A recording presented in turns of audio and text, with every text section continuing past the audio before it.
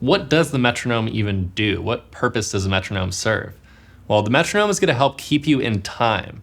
Now, time is one of the most fundamental aspects of music. If you're not playing in time with your band, with the singer, with the bass player, with the drummer, the whole song's going to fall apart. Metronomes are really going to make sure that your timing is good and that you've internalized each beat. Now you'll see we have a bunch of different types of metronomes. Now they all achieve the same thing, they're just slightly different. This one is an old school one, it doesn't use any batteries, very analog. Now this one is a travel size metronome, so if I'm going on vacation and I want to bring my guitar with me to practice, this is a great option. Small and compact, does the same things that all these other ones do. This one here is my favorite metronome. It has a built-in tuner, so I can tune up before I start practicing, which is super important. And last but not least, if I'm in a pinch, I can always download, a free metronome app on my phone. So let's explore how to practice with a metronome. Now, if I turn my metronome on here, it's gonna start counting. 1, 2, 3, 4. And it's gonna keep doing that to infinity and beyond. Now, I can adjust the tempo to go faster. So let's speed it up here and see what happens. So, wow, much faster than we were just at, right? Now, the bonus of this is, say I'm practicing a song that's really hard for me, right? It's too fast.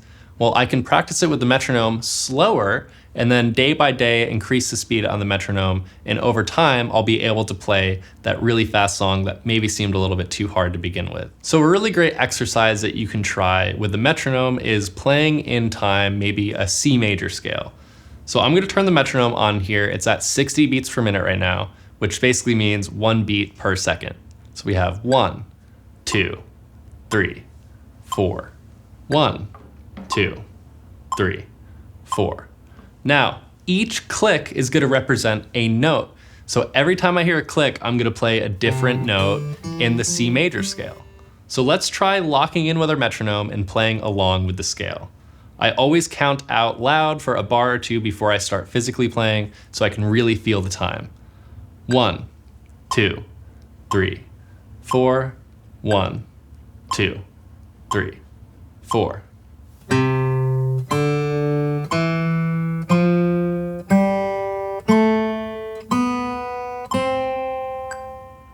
Something that you can do if you're ever having trouble locking in with each click is you can actually just double whatever time you're on. So right now I'm on 60. So I'm gonna bump my metronome up to 120 beats per minute, which is gonna give me my 8th note subdivision, which is gonna sound like this.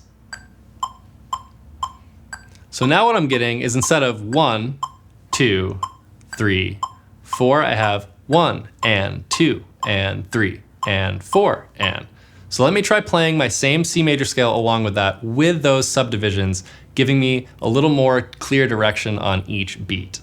1 and 2 and 3 and 4 and.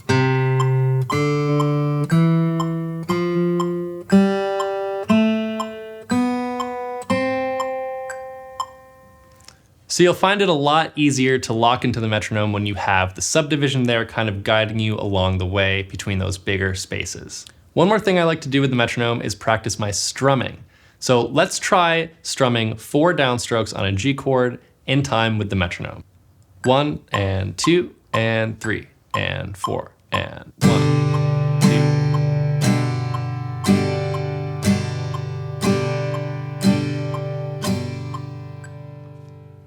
Now, if that's super easy for you, I challenge you to try doing up and down strokes on each beat. So I'll go down, up, up. See what happens there. 1 and 2 and 3 and 4 and.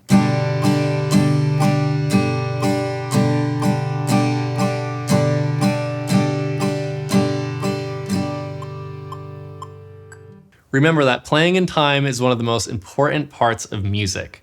The metronome is going to help you stay in time and develop a good time feel.